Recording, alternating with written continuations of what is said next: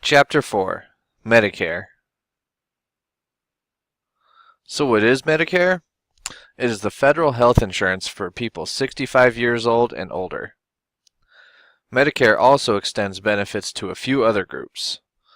To qualify for Medicare, you must fall into one of these categories: being 65 or older, disabled or disabled before the age of 18, be the spouse of an entitled individual, be a retired federal employee enrolled in the Civil Service Retirement System, or have end-stage renal disease, or ESRD, which is kidney failure.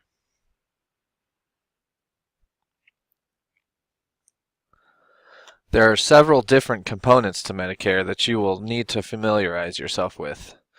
They are named Parts A, B, C, and D. We will go into further detail about them all.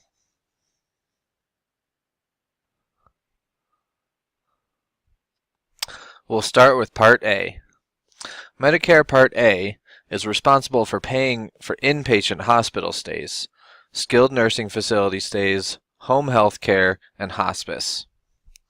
To be eligible for Part A, someone simply has to be eligible for Social Security benefits, and they are automatically enrolled if they fall into one of the categories discussed earlier, without the need to pay for premiums.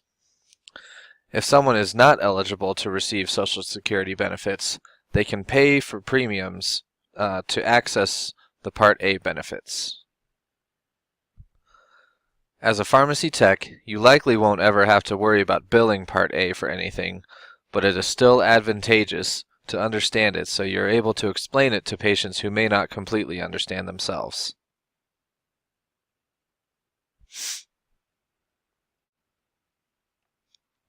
Next is Part B. Medicare Part B is responsible for paying benefits for other services. These include physician and outpatient hospital services and durable medical equipment, sometimes called DME. The provider is responsible for filing the claim for these on behalf of the patient. Not everyone who was enrolled in Part A is automatically enrolled in Part B. Part B requires a premium to be paid, as it is considered optional coverage.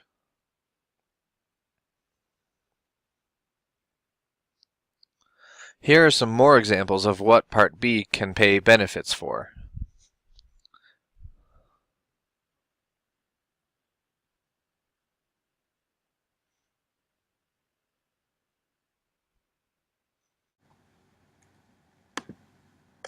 Sure, you know Medicare has a lot of moving parts. But don't worry, right now we're only going to talk about two of them, Parts A and B. One way to think about Parts A and B is that they are original Medicare, brought to you by the federal government. And, for most people, you're eligible for Parts A and B when you turn 65. Part A, sometimes called hospital insurance, can help pay for things like overnight hospital stays, including your room, tests, doctor fees, and yes, food.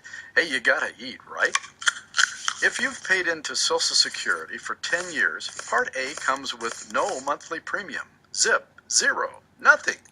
And you're automatically enrolled. Otherwise, you have to sign up to get the benefits, and you may have to pay a monthly premium. Part B, sometimes called medical insurance, helps pay for doctor visits, outpatient care, and more. Things like mammograms, diabetes, and prostate screenings are included.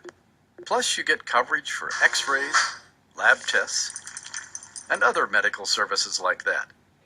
Most people have to sign up for Part B, and it comes with a monthly premium. But to make it easy, you can have your premium deducted from your Social Security check each month. Keep in mind, Medicare doesn't pay for all costs that come with your Part A and B benefits. You may have to pay a deductible, copay, or co-insurance for the costs not covered. There it is, a look at Medicare Parts A and B.